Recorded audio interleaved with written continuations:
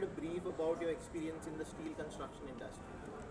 Yeah, sure. So, I am into project management for last 30 years, real estate and construction management, and we have been dealing with steel as a material, steel as a steel structures for more than a decade, or say maybe more than that.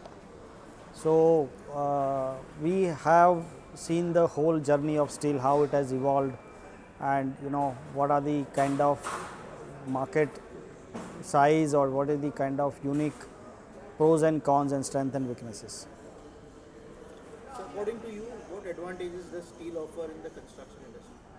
Yeah, well, steel has a lot of advantage, and I would say steel is the future, because it has got flexibility, it has got strength, it has got advantage over the sustainability advantage is also there. So basically, still there are projects, there are nature of projects where you need to, there is no other option other than steel. So if you are looking for projects wherein the time is the essence, you have committed your projects for to the end user, and you want to be planning to cut down your project time cycle, steel is kind of the only way to go.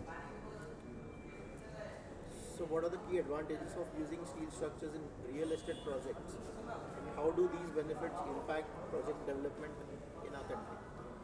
So, say acceptability of the steel per se, the journey that we have come along, so far, it has been, now that acceptability of steel has been widely seen and kind of there in the industrial segment, industrial sector, whether it is manufacturing, warehousing, logistics, and the data centers.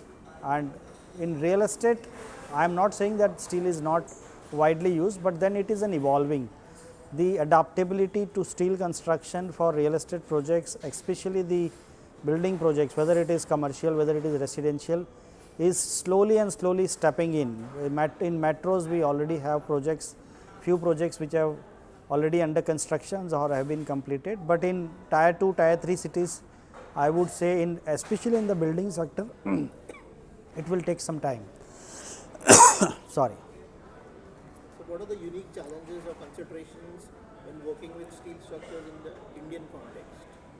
See, while challenges in Indian context, if I talk about it, is I would say mainly the good designers, steel structure designers, who are well versed with the overall norms and the compliances, safety, functionality, how to bring the efficiency of the building, how to bring in the value addition, and there is nothing wrong about it, because the market has not seen that evolving. There is no experience curve that we have. So it is, the market is in a nascent stage, and it will of course get matured, and the advantages would be passed on to the end user. But currently, I think the challenges that we see is in terms of design, in terms of integrating the whole design per se, so that it becomes more viable from the commercial standpoint or a financial standpoint, and to the user standpoint, is still coming in. Yeah. Sustainability is a buzzing concept as of today. How does one promote sustainability through steel structures? See, while we go for steel construction itself, we are going sustainable way, because there is, if you see the amount of water that we use in this construction, in a typical RCC or civil construction or a brick construction or a plastering, that this kind of activities that we see. So water consumption is one, then secondly, the kind of, we have been hearing about the infrastructure industry, and you may be aware that even the highways, Ministry of Highways and National Highway Authority and the Ministry of Surface Transport, they are also continuously doing research, and currently I think I have been reading about articles wherein they have come up across a new novel idea of steel slag. The road construction is happening with the steel slag. The initial performance is very encouraging, the kind of thickness has been reduced overall. I think the road thickness has been reduced to 32%, and the strength, the durability of this kind of road on a pilot project is 3 to 4 times more than the conventional road construction. And you can see a lot of material, what I am talking about, on the social media, on YouTube, and the database is there in the authentic websites of the government of India. So it is sustainable. Definitely, it is sustainable. The question is the the kind of availability and the steel prices. The deterrent factors today are the the steel prices, the volatility and the steel prices. The market, the global market is kind of coming to a stage where it's a one market, one world, one market.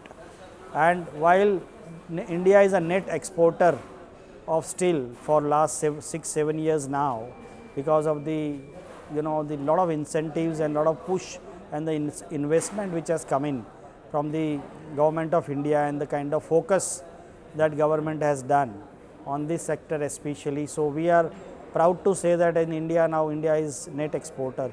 So the prices remains a key challenge. The availability of the material will remain a key challenge while we talk about using it at a mass level or a gross level, be it a private sector project or it's an infrastructure government sector projects. But of course, 5 years down the line, 10 years down the line, if we want to rebuild the whole India, and the kind of, because we are into a consumer led growth, we are not into investment led growth. The whole the crux of the growth of India, if you see the history, we are a population of major population lies in the youth of the India. So that median age of Indian is maybe around 28-30, and that we are on the threshold of that next level of growth. We would be seeing that growth, and to build a new India in a short span of time, I think the steel is the only option. Last question.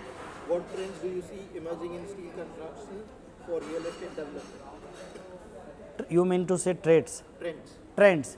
See, trends are evolving. See, if you talk about the small detailing part, the steel structure detailing, we have so many steel detailers nowadays. In fact, our people, our engineers from India, they are doing a lot of back end work of the European countries or US countries or other parts of the overseas.